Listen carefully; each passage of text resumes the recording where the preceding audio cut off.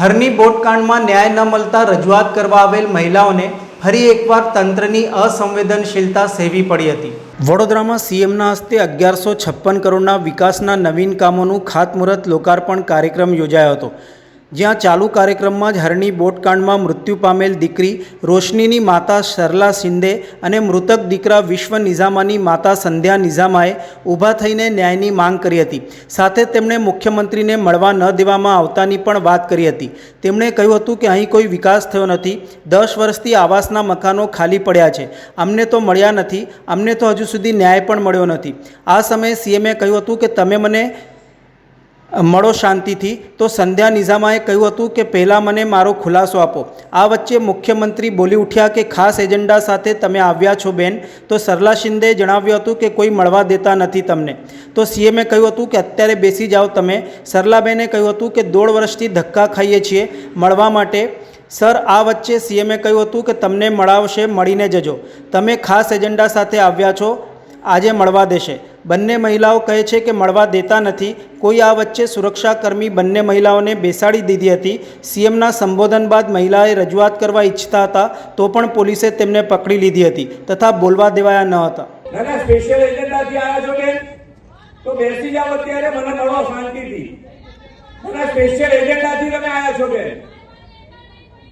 ના મળશો તમે અત્યારે મળી શકાશે, બેસી જાઓ અત્યારે, તમે અત્યારે બેસી જાઓ, તમે મળીને દેજો તમે મને। હા, મળાવશે તમને, તમે એજન્ડાથી આવ્યા છો બેન। એવું ના હોઈ શકે ક્યારે, એવું ના હોઈ શકે, એવી રીતે ના હોય વાત। તમે મળી દેજો તમે મને। જો આ બધું હવે આપણે એની પર ધ્યાન ના આપશો, એ સ્પેશિયલ એજન્ડાથી આવેલા છે એટલે એની પર ધ્યાન આપણે આપવાની જરૂર નથી।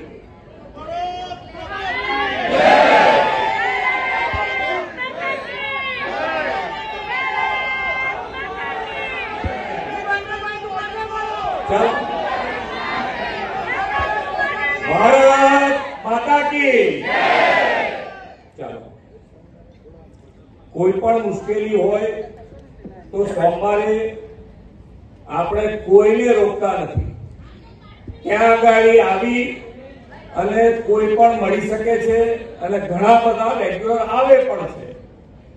પણ જ્યારે કોઈ પ્રોગ્રામમાં આવ્યા હોય અને એ પ્રોગ્રામમાં આપણી રજૂઆત કરવી એ વ્યાજબી, આપણી સંસ્કારી નગરીને શોભે નહીં।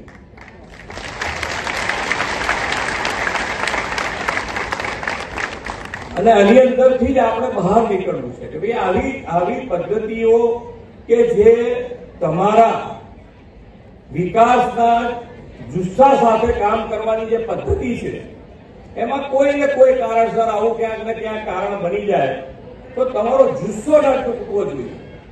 આપણે કોઈ પણ વસ્તુ, અમે તો હર હંમેશ મીડિયાના મિત્રોનું પણ મેં અત્યાર સુધી કેટલી વખત કીધું છે કે મીડિયામાં પણ જે પણ વસ્તુ નેગેટિવ હોય તો મેં મારા ડિપાર્ટમેન્ટને, સરકારના અધિકારીઓને કીધું છે કે ભાઈ આ ચેક કરો અને આ જો નેગેટિવ વસ્તુ હોય તો એને સુધારવાનું થતું હોય તો તાત્કાલિક એ સુધારો।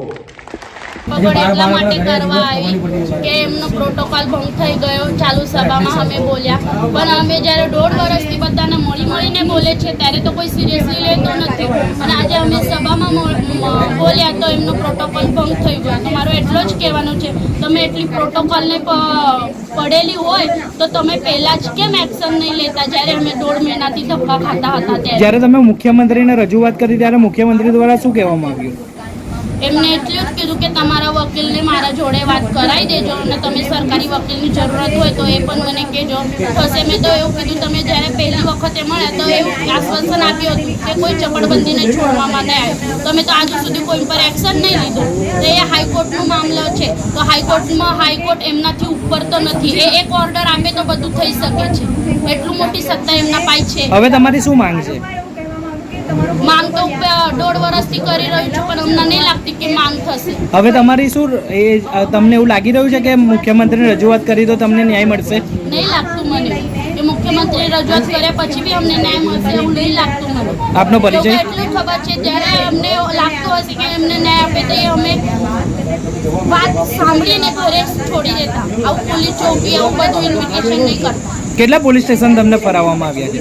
પાણીગેટનો, યા ભદ્દર કચેરી।